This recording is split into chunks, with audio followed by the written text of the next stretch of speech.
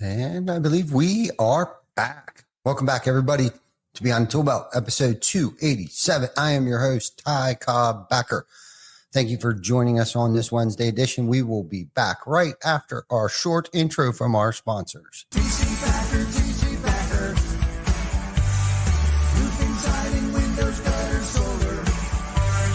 Roofing, siding, windows, gutter, solar. TC-Backer, TC-Backer.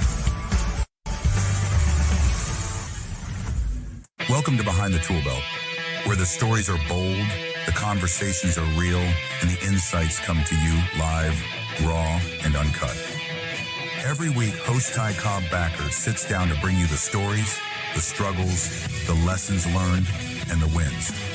No filters, no scripts, just the truth. Please welcome your host of Behind the Tool Belt, Ty Cobb-Backer. Hey, and we are back. Thank you, everybody, for joining us on this amazing, hot as hell Wednesday afternoon. Apologies for being late. We had some shit pop off, had to be dealt with. Not necessarily technical issues or behind the tool belt issues, just worldly life shit that we gotta take care of sometimes, bounce back and stay resilient. And I wanted to say the word intentionally resilient. I'm intentionally saying that word because that is going to be a complete episode on resiliency, leadership, bouncing back when shit gets rough, just punch it right back in the face. And like Mike Tyson says, everybody's got a plan till you get punched in the face, right? And sometimes we get punched in the face. Sometimes we get kicked in the balls. Sometimes we get punched in the gut. We got to learn how to bounce back. So anyhow, welcome back. Last week, we talked about using a 7-part framework that helps you connect with homeowners, build trust, and serve more homeowners. Okay. This week, we're going to kind of try to tie some of this into that, but we're going to talk about, how to amplify your brand by developing your company culture through leadership and creating lasting authority while expanding your market presence. And I like to call that utilizing an unconventional branding philosophy and accelerating company growth. So let's dive into this. Most of this starts with leadership, right? There's no secret sauce. You have to be able to manage yourself, lead yourself, take care of yourself. You can't take care of yourself. How are you supposed to take care of anyone or anything else if you can't lead yourself, right? And that's something that, I have studied leadership for as long as I can remember. I talk about it all the time. Quite frankly, I get tired of the word leadership, and but so I can come up with something better. It's all about leadership, personal development, but creating a company culture, a brand. A lot of that starts up top, right? It starts with the person in charge of people and leading people and articulating that message and creating trust. And, being a great leader starts with learning how to, serve others, serve your family, serve your organization, your community. And I also like to throw in there like your industry, distribution, and manufacturing, right? Especially in the industry that we're in the roofing space. And we affect all those facets of it, our community, our industry, manufacturing, all those things. Like we fully stand behind the products that we use. Manufacturers stand behind us. We use their products and all that stuff. So, but having said that, there are certain attributes that go into leadership, right? That's the ability to inspire trust, cast a vision, sense of direction, to make hard decisions, right? And see that they're carried out. And develop the art of delegating instead of trying to do everything ourselves, and that's something that I used to get caught up in. I still get caught up in that stuff. And I still see some of our team members get caught up in that stuff where it's like, I don't know if we feel like we're being lazy, we're being hard on ourselves, if we're delegating things, we hate to ask people for help, all these things, all this stupid shit that goes through our minds as people that are in charge of people, right? And I say in charge of people. We're not necessarily in charge of people, but like we're in charge of like their livelihood, making sure that they're getting paid, making sure that they're feeding their families, or taking care of our community, making sure that they have a peace of mind with a solid roof put on their home, right? Like we're in charge of that. Like we have control over certain attributes of that. And, this means that, we have to have the capabilities of picking the right people, right? For carrying out particular tasks and, consistently evaluating their performance, which I'm getting better at that, because I'm guilty of, hey, go do this, right? And then turning my back, going and getting distracted by something else and not necessarily following back up. But you got to have that picker. You got to have a good picker, right? Because if you're anything like I am, I'm guilty. I have a lot of character defects. I have a lot of shortcomings. I don't give very good clarity. I don't express the vision clearly enough to the right people. There's not the right people in the room at the time where it's like, oh shit, I'm hoping that message gets out. But the thing that I've learned over the years too, is that people don't start taking you serious until you repeat yourself several times. And usually they say the magic number 7 times before they actually take you serious. You know what I mean? So I'll intentionally be a butthead and we'll have a meeting and I'll say something. I'll repeat myself 7 times and one last time, last but not least, number 7, make sure we do this, right? XYZ, whatever that might be. Right. But evaluating their performance, like that's something big. And we're going to probably talk about a little more of that later on. And, this is thing too. I wish I had like 4 hours of like really diving deep into, what we're about to talk about today. I was talking to Vic earlier about like, we're just really going to scratch the surface here when in terms of like leadership and how that rolls into creating a great culture, how that rolls into creating, omnipresence and brand awareness and all those good things. But I think we put together enough bullet points to cover and have you guys pretty much get the gist of what it is, that we're trying to say. But getting back to, picking the right people and making sure they have the capabilities. Do they get it? Do they want it? Do they understand it? Gino Wickman talks about the GWI, get it, want it, and understand it, or have the capabilities. GWC, I think, get it, want it, and have the capabilities of doing it. Okay. It's been a minute. That's probably a yearly read that I should probably pick that up soon and read that. But and understanding people's strengths and weaknesses, right? And their limitations, right? And just because you put somebody in a position and they don't do so well in a position doesn't mean that they won't excel in a different position, and I think Vic as a perfect example. There's a couple of things that we bounced him around in, and not saying that he didn't do well in those positions, but there was other positions like the one he's in today where he's really grabbed it and has ran with it and has become a great freaking content creator. And I'm grateful to have him in my life today, or else we probably still wouldn't be doing this, at least on a weekly basis. Because I think there was a couple of times where I was like, oh man, I don't know, at least one major time. And we were on the road and I was like, dude, I don't know, man, if there was going to be a day that we weren't going to actually do a live, right? Because of course I'm a glutton for punishment. So we do this live every week. So what you see is what you get here, kids. I'm sorry. This is live, raw, and uncut. So if you don't like it, switch the channel.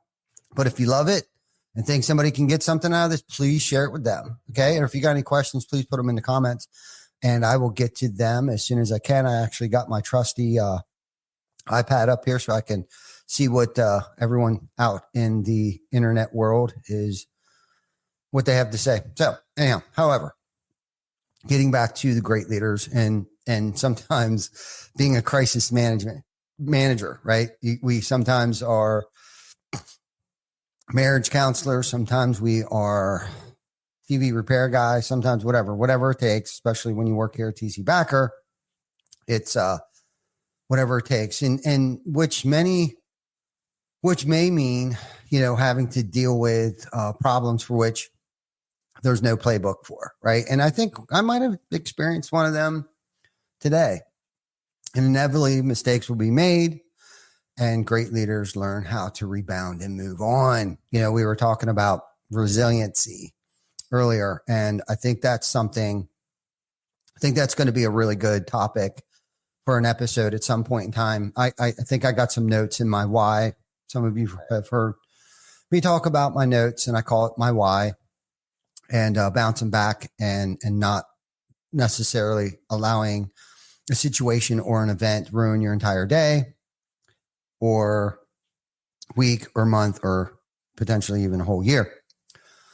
But learning how to rebound and all that stuff. So effective leadership, leaders who have actively, inspected and provided feedback are more likely to get desired outcomes. Right. And that phrase people talk about, I hear this phrase probably more now than ever. People expect what is inspected, right? So people do what you inspect. And, I think the first time that I may have heard that, I don't know if I fully understood that until I actually sat down and I started to jot some notes and stuff down, and kind of could figure out a way to articulate it in a sense where I understood it. So then if I'm saying people expect what is inspected, then I could articulate to our leaders, our managers, and listen, this thing is fluid, right? Like our KPIs continuously change, our SOPs continuously change, our standards usually change for the better and rise.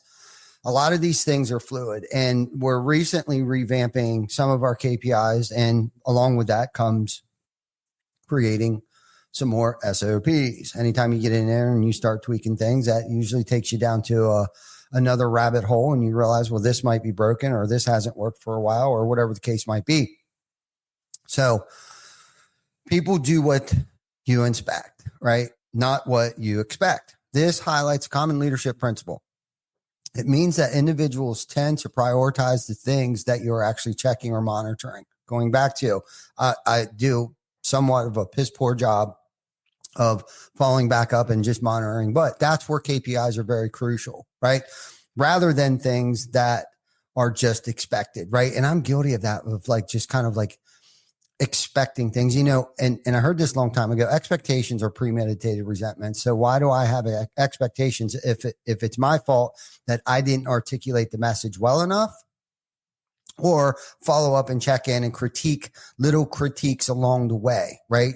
If I'm seeking a desired outcome. So anyhow, in other words, what you formally assess and evaluate will likely be the focus of their attention and efforts. So getting back to people expect what is expected. So for an example, I got a pretty good example here, and I'm going to use project manager, right? So if a project manager expects team members to meet a certain deadline, but doesn't track progress or provide regular feedback, they might find that deadlines are falling behind. However, if the manager, right, actively monitors progress, provides feedback, and even offers support, again, critiquing, right, when needed, they're more likely to see the deadlines are met, right? So that means this is the learning curve here of learning how to delegate, right? Delegate doesn't mean set it and forget it. Doesn't mean that whatsoever. That means get the framework built out. Share what my experience has been thus far, right? And that doesn't mean it's not going to change. That doesn't mean that the person that you actually delegate it to doesn't have a better idea where it's quicker, faster, better, whatever the case might be. Sorry, I keep getting phone calls again. It just seems like the past couple of weeks here. Don't you know who I am, fool? But anyhow, I'll have to get back to you. Actually, that number I actually recognize. So I don't think he follows us on social. So that's probably why he didn't call. So again, getting back to the example of, delegating and following back up and monitoring progress and critiquing things along the way, right? Like just don't wait to the end, like come back 6 months later and wonder why things aren't the way or up to speed, or, whatever the case might be. And I have been so guilty, in identifying that shortcoming of myself. It's really half the battle, and until I've smashed my head against the wall numerous times and screamed and hollered and jumped up and down and all those crazy things and behaved poorly and set expectations for people, and then again, getting back to the premeditated resentment. So some of you might be like, what does any of this have to do with creating a brand? Okay. Well, this is the thing. We're no longer just a roofing company. We're a marketing company. We're a branding company. We are in the people building business, right? We build people. So where does that start? That starts with coaching, mentoring, leading by example, all those cliches, all those catchphrases, all that stuff. It's true. It's one thing to come on a podcast, run your mouth all freaking day long and talk about how I did this and how I did that. But where the rubber really meets the road is when I'm off the air. Am I following up? Am I doing these things? Am I working on myself? Right? Well, I guess that's still out to jury, but I can tell you this. I am working on these things. I am not perfect at these things, but again, this is, there's no final destination here, right? It's a journey that we're on. We're all on this together, and I love it. I love it. So our job, right, as a marketing company that does roofing, right, and in the people building business, right, our job is to bring awareness to customers, right? Well, I can't do that. I don't want to get out here on every single freaking rooftop and scream Cobb-Backer and hope people that trust, like, and know me, right? It takes a village, right? And to give them that lasting, trusting, right, impression of our organization. And again, you might ask yourself, what does any of this have to do with brand awareness, right? Well, I started with the leadership. I started with leading by example, and having a good picker and surrounding yourself around highly motivated people who are trying to not only change their lives for the better, but also improve the quality of the community in which we live in. So we are in the business of cultivating a group of people that believe in themselves, believe in the brand, and what they are trying to achieve, right? So that starts at the top. So let's talk about brand awareness. Okay. Everything everyone sees with your logo on it is bringing awareness to your company. Most people need at least 11 to 13 impressions, touch points, right? If they don't know you before they'll even call, right? So the name of the game is he who gets the most touch points first wins, right? So if we're in a highly competitive market and, our team is just kind of sitting around in the sales office, waiting for the phone to ring and not participating in the omnipresence that we're trying to create here by, putting door hangers out, putting yard signs out, churning out amazing work where, people will refer us, they'll give us a good review, and then of course, if the back office isn't doing, what we're supposed to be doing, and as far as the marketing aspect of things, Facebook ads, if our team's not sharing our Facebook ads, tagging other people in it. So this isn't just like a one person job to help create this, right?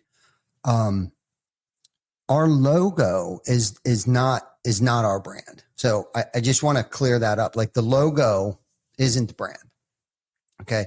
It's creating an image in somebody's mind though. Okay. And hopefully a feeling of trust. Every time that they see our logo, I want them to feel that feeling of trust. Like they stand behind, they have great people that work for them. I want to work there. Right. Feeling that. I hope that we do. I hope that we're creating that feeling, you know what I mean? And a lot of times a person's first impression comes from a Google review. That's why we talked about the trifecta last week a little bit, the three-legged stool, right? The repeat, referral, and reviews, right?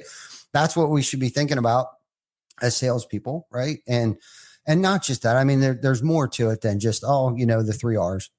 But that's, again, we're just scratching the surface here, right? And what we're talking about is we're talking about our brand, right? And we don't use manipulation marketing. We don't use the buy one get one free method, or the percentage off, or any of that stuff. We want people who buy from us, right? Because they believe in what it is that we're trying to do here, right? They believe in the value of what we are doing, right? Giving back to the community, building a company that everybody wants to work for, right? That's culture, right? That's a part of it. It's a small piece of it. I could talk about culture all freaking day, and then creating, that unshakable culture. I call it unshakable culture, right? I'm sure I heard that someplace. But once you have built that unshakable culture, that's when your brand can earn the reputation in the marketplace. Not only is your past, present, and future customers your brand, in case you didn't know that, they are. And let's not forget about your team. Your team plays a huge role in the brand making machine here. Your team is a huge part of the story. Okay. Creating an image in the minds of your clients and your team, right? Creating omnipresence, right? Like, we're everywhere. Like, your team's out in the grocery store. They're wearing shirts on the weekends, hats at the kids' baseball game, all that stuff. I love seeing family photos of our team members that somebody's wearing a hat. They're not at work. They're off the clock, but they eat, breathe, and shit this thing, right? Those are the type of people that we're trying to build. Those are the type of people that we are trying to attract. So hopefully we're going to learn how to do this, through leadership, right? Utilize brand, create an omnipresence, and stand the test of time and take your business to the next level. Right. So how do we do some of that? Right. I talked about the back end, the marketing team that we have here, most of which we do all in-house. Big shout out to Johnny Stauffer and Skylar and Vic and Aaron Thomas over there at Sales Gadget. Great. So there's 3 forms of media. Okay. There's rented, there's earned, and there's owned, right? And some of you may have heard of this, and some of you may not have any idea what I'm talking about. So I'm going to touch on these a little bit. So rented media, okay, is you own the content, okay, but you don't own outlets such as like LinkedIn, Facebook, YouTube, all those things, right? That's kind of rented space. You have to pay for that space, okay? And then there's earned, right? Earned. And we talked about reviews earlier, word of mouth and referrals. You have to rely on somebody else for this. Okay. We have to rely on our teammates. We have to rely on our production team. We have to rely on the homeowner giving us a review. Hopefully we performed a great job, so they feel that we're worthy of getting a 5-star review. And they're more important than I think a lot of companies understand. I kind of scroll, Google sometimes, and I'll Google, doesn't matter where I'm at, I'll Google roofers near me and see who pops up and what pops up. And I don't just go to the first page. I kind of click through. And it is amazing to me, the amount of roofing contractors that are out there that don't pay too much attention to Google guaranteed and reviews, or replying back to bad reviews, because you're going to get them. Let's face it. We're going to get bad reviews. It's how we deal with it that separates us, right? Most of the time, I'll be honest with you, we do have a handful of bad reviews. We can't ever figure out if they were clients of ours or not, but we do reply back. We apologize that you've had a bad experience with us. Please let us know what we can do to resolve the issue, blah, blah, blah. Of course, you never hear anything back. We look their name up in our system. Of course, they're not there. And most of these, they're probably envious haters or other companies, or who the hell knows? It could be some guy that's watching this right now thinking I'm a butthead and decided to go on TC Backer's Google page and give us a bad review. I don't know. It is what it is. But again, you got to stay resilient, right? So anyhow, and then there's the owned space of marketing. Okay. You got your website, got our blogs, got an email list, you got direct mail. But each one of these work together. You have to do all of them, but understanding them, like I kind of broke down a little bit, helps you understand, what and where and why these things are important. Okay. You're going to have to pay for the rented space. You own the content. You have control over the content in which you are producing and putting out on these other outlets and forms of creating a brand and getting yourself out there in front of people. Right. And this is where your team, your past, your present, your future clients help also become your brand on a lot of these outlets as well. Right. Just to the past few days, there must have been a storm or something that came through where I see past, present, and future clients recommending us in a lot of these Facebook groups and pages, and people, be in the now. There's a lot of these be in the nows, and someone's asking for a referral or a reference or whatever the case might be. Like, hey, does anybody know a good flat rubber roofer? And it's like, I see half these people, I don't even know who they are. But because of creating that omnipresence, right? They could have just saw our billboards, or I even seen someone say, hey, I see these guys around a lot, or hey, they did my neighbor's roof, right? Obviously, we did a good job to their neighbor's roof because the neighbor wasn't over there talking shit about us because we did a bad job, right? So that's creating, but they wouldn't have seen us. They wouldn't have known if our trucks weren't out there, if our yard sign wasn't out there, if our, team didn't go out there and at least do a 6-pack, 6 cross street, 3 to the left, 3 to the right. We would be doing the neighborhood a disservice, like somebody said last week, I think, if we didn't let the neighbors know that we are in the neighborhood and we're here to take care of you. We're here to serve if you guys ever need anything, because we're not necessarily here to sell you a roof. We just want to be your roofer. We want to be your exterior contractor. We want to be your family's exterior contractor. We want to build that trust. We want them to know us. And we obviously want them to like us, because that's who people do business with. People do business with people that they know, that they like, that they trust, right? And that's what we're trying to look. Every time someone sees this logo, I want them to feel trust. That's a trusted household name, right? And it takes time. You're going to get knocked down. You're going to have to get back up. You're going to make mistakes, but you got to correct them like immediately. Don't procrastinate. Don't run from them. Don't let fear control you, right? Fight, flight, or freeze. You have 3 choices. You got 3 F's: fun, first, and flexible. I'm just kidding. Fun, right? Fight, flight, or freeze. But you should be, right? Fun, first, and flexible. You got to stay resilient. I can't wait till we do that. We're going to do one soon on resiliency. I love that word right now. That's my word. It's my jam. It's my jam. Let's go. Anyhow. So we touched on creating, obviously becoming a good leader. Everything starts up at the top. Everything stinks. What do they say? The fish stinks at the head when there's a problem, right? Typically we've worked for companies where we feel like the people that work for those people are terrified to make mistakes, right? You gotta leave room for error. There's going to be mistakes made. Shit. We made some mistakes in our marketing. The phones weren't working. I still don't have any idea what the hell was going on there. But once we found out, spent a lot of money on marketing for about 30 days, come find out the damn phone wasn't ringing. Couldn't figure out why the phone wasn't ringing. So then I picked my cell phone up. I called the phone number that was posted on our website. And guess what? It rang. Like, whoa, wait a minute. Where's Tam's voice at? Stating that this call may be recorded or monitored, let alone a freaking voicemail. Not that we should ever let it go to voicemail. And that's the thing. Once you get the phone ringing, like, answer the phone, bro. Do what you're going to say you're going to do. Show up, suit up, no matter what, and get out there and do the best job that you can.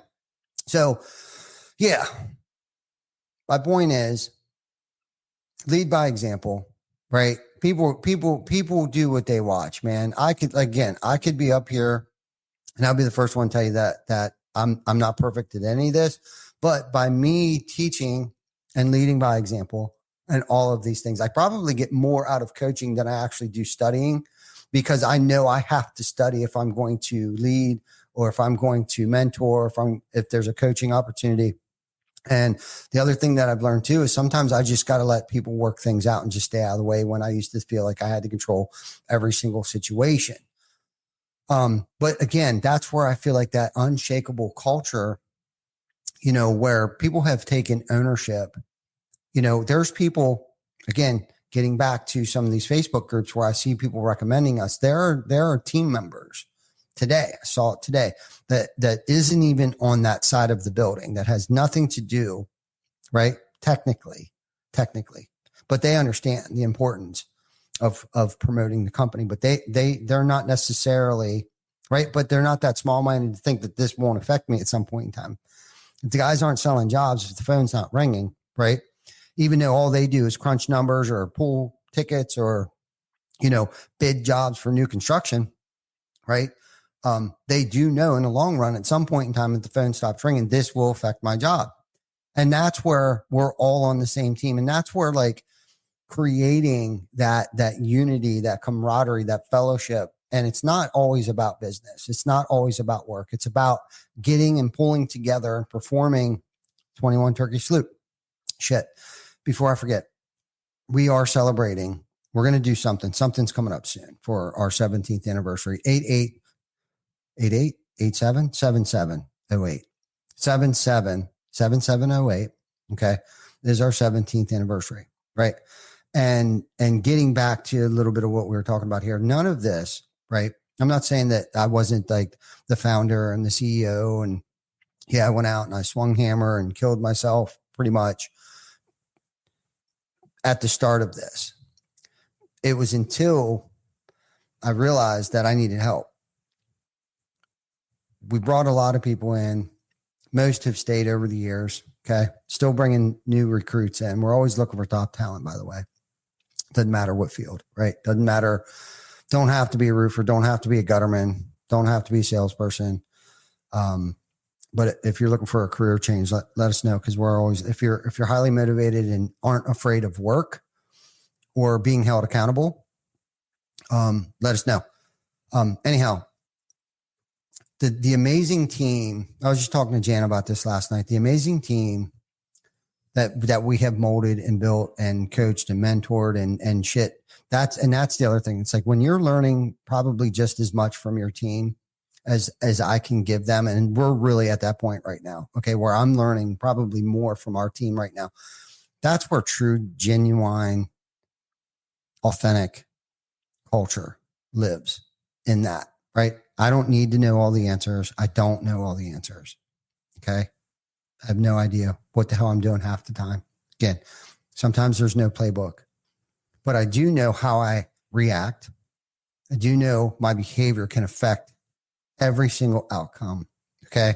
Like if I'm sitting in a room and I have to pretend that I'm the smartest person in the room and I have all the answers when everybody in that room knows that I don't, I look like a fool. And that's okay that I don't know. And it's okay that there may be people in this building, that there is people in this building that are way and much more smarter than I am. And especially in certain areas of this, especially where we're at today. I'm cool with that. I think the vulnerability, I think the transparency goes a lot further than me going up there, pulling the plug on a project or knocking somebody's ideas down. Baker came to me a couple times this week with like amazing ideas that he thought of over the weekend. I could have sat in my office when he presented them to me and I could have shot him down. I could have ripped the rug out from underneath him and said, that was dumb. No, we're not going to do it this way. You should really do it that way. I heard him out. He's going with it. Yesterday he came up, proposed another idea to me.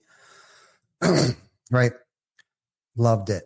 I thanked him. He told me today in a text message that the outcome of it and it's working.